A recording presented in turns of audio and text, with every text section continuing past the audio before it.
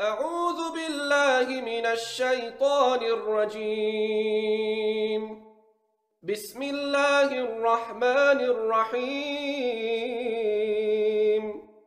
لم يكن الذين كفروا من أهل الكتاب والمشركين منفكين حتى تأتيهم البينة رسول من الله يتلو صحفا مطهرة فيها كتب قيمة وما تفرق الذين أوتوا الكتاب إلا من بعد ما جاءتهم البينة وما أمروا إلا ليعبدوا الله مخلصين له الدين حنفاء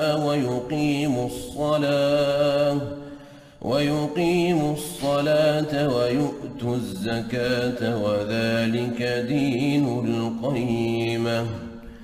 إن الذين كفروا من أهل الكتاب والمشركين في نار جهنم خالدين فيها أولئك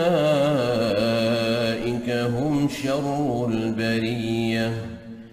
إن الذين آمنوا وعملوا الصالحات أولئك هم خير البرية جزاؤهم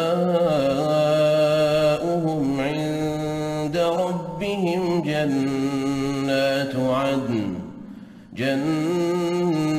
عدن تجري من تحتها الأنهار خالدين فيها أبدا رضي الله عنهم ورضوا عنه ذلك لمن خشي ربه.